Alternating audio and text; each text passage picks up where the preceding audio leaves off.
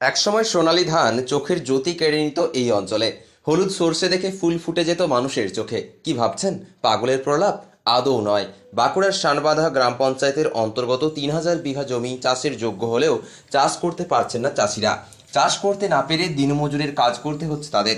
বলছেন, এইভাবে চলতে থাকলে না খেতে পেয়ে মরে যাব। আসলে গ্রামবাসী এবং চাষিদের কথা অনুযায়ী পৌরসভার দুটি নালার নোংরা জল ঢুকে পড়ছে ৩,০০০ বিঘা জমিতে। জমি চলে গেছে জলের তলায়। এমনকি একসময় যে জমি চাষের ছিল সেই জমি দেখে মনে হবে জঙ্গল। এলাকায় দুটি নর্দমা যার জল ঢুকে পড়ছে জমিতে। বিগত 10 থেকে 15 বছর ধরে এমন চলছে বলে জানিয়েছেন কৃষকরা। এটা শানবাঁধা গ্রাম পঞ্চায়েত।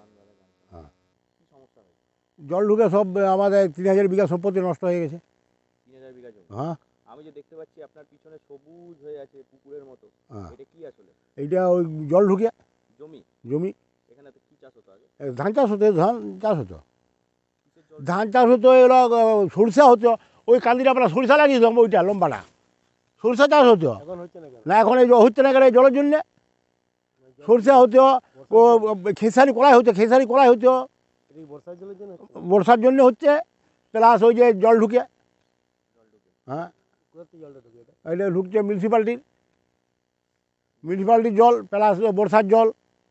মিউনিসিপ্যালিটির জল, বর্ষার জল। হ্যাঁ, এটা কি ড্রেনের জল? হ্যাঁ, ড্রেনের জল।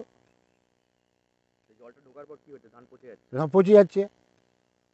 তো এরকম কতগুলো চাষি ক্ষতিগ্রস্ত হচ্ছে মোটামুটি? প্রচুর প্রচুর হচ্ছে। ৩,০০০ বিঘা সম্পত্তি, আবার ৩,০০০ বিঘা সম্পত্তি দেখলেন। জল সব মিউনিসিপ্যালিটির ড্রেনের জল। এটা ড্রেন বলে কোনো কিছু নেই এদিকে, সেই জন্য যত মিউনিসিপ্যালিটির ড্রেনের জল সব এইদিকে প্রবাহিত হয় সারা বছর ধরে। সেই জন্য এটা এক হাঁটু করে কাদা প্রত্যেক বছর, মানে পরে বছর ধরেই থাকে। বর্ষার জল তো আছেই, তারপরে বেশিরভাগই মিউনিসিপ্যালিটির জল। ড্রেনের যত দুটো কোথায় কোথায় অবস্থিত? ড্রেনটা ওই মিউনিসিপ্যালিটি ময়রাবান্ধা, ওই শ্যামদাসপুরে আগে পর্যন্ত ওখানেই শেষ হয়ে গেছে। ওখান থেকেই মাটির ড্রেন হিসেবে করেছিল আগে। যদি বা এদিকে মাটির ড্রেন ছিল, আমাদের সব জায়গা ছেড়ে মাটির ড্রেন করা হয়েছিল, কিন্তু বর্তমানে আমার পরিস্থিতিগুলো সব ডুবে গেছে।